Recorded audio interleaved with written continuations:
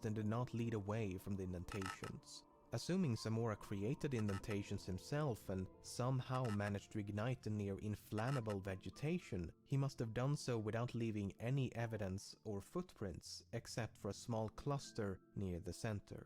Zamora was deemed highly reliable by everyone who knew him, but more importantly by those who interrogated him. Despite plenty of opportunities to do so, he never capitalized on the sighting, nor did he seem to appreciate the attention the story attracted. No evidence of a hoax has ever been uncovered, and Zamora's integrity remained intact until his death many decades later. The Project Blue Book investigation failed to reach a conclusion.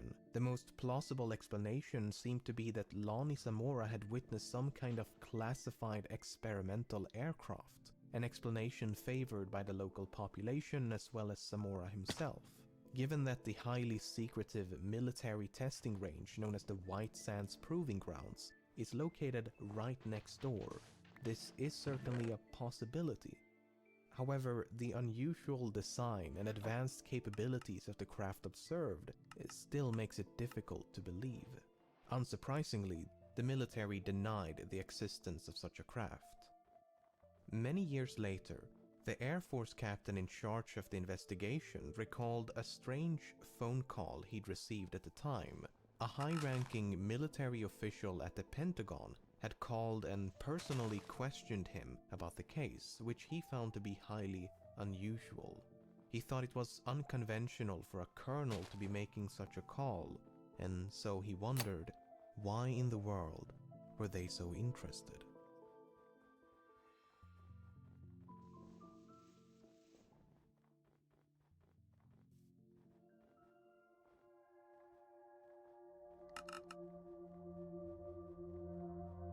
Why is it that even though half the global population walks around with a high-resolution camera in their pocket, high-resolution footage of flying saucers seem to be non-existent?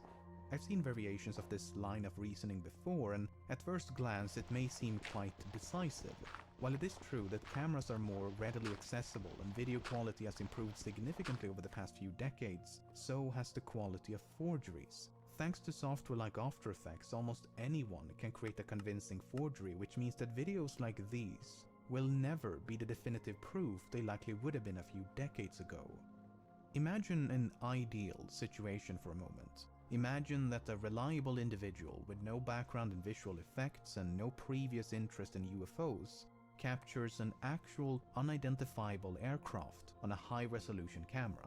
Not some blob of pixels as if it was filmed by a Japanese adult film studio, nor some indiscernible streak that requires CSI-esque enhancements, but an actual, clearly distinguishable craft that defy all conventional explanations. Even then, the authenticity of that footage would inevitably come into question, and it would in all likelihood be impossible to prove that it actually happened. I remember back in 2011, a UFO in Jerusalem was captured on video by multiple people from multiple vantage points. The case attracted worldwide attention, and the multiple locations lent credence to the sighting's authenticity.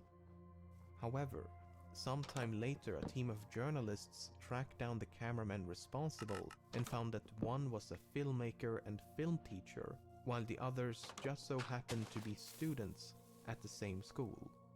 Drones have also made it far too easy to stage UFO sightings. Strange lights in the dark night sky performing seemingly impossible maneuvers, drones got you covered. What appears to be a solid craft in the clear blue sky that looks nothing like a conventional drone, drones got you covered. It's become next to impossible to eliminate conventional explanations, as virtually every person on the planet has gained easy access to the heavens above. At this point, nothing short of a spaceship landing in the middle of Times Square should be deemed convincing. This is at least in part why I chose to focus my attention on older cases, as none of these problems existed a few decades ago. The first director of Project Blue Book, Edward J. Ruppelt, would later go on to write a book about the cases he and his team investigated. In it, he describes a drastic shift in the attitude towards UFO research following the rejection of the extraterrestrial hypothesis. The Air Force no longer sought to understand the nature of UFOs, but rather sought to debunk the phenomenon at large. In his own words, Everything was being evaluated on the premise that UFOs could not exist. No matter what you see or hear, don't believe it.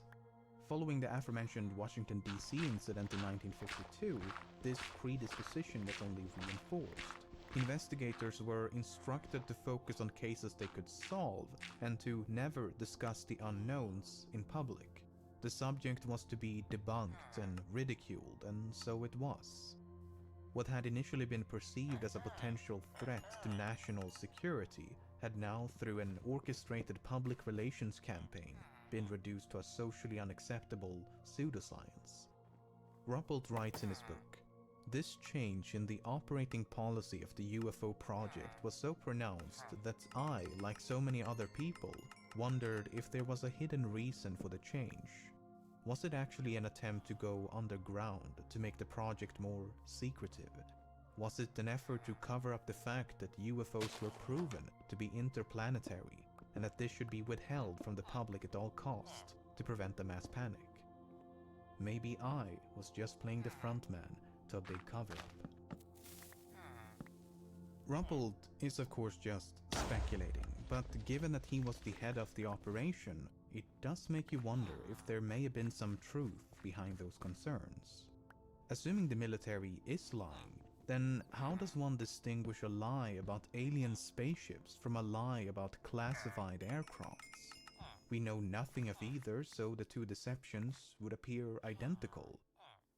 I mean, I want to believe, but I'm just not sure what I'm supposed to believe in.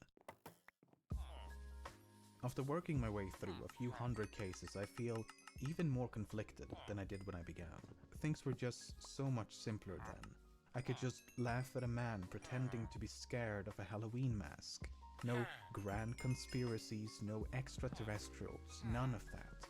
Just mortal fear and a piece of plastic. Simpler times.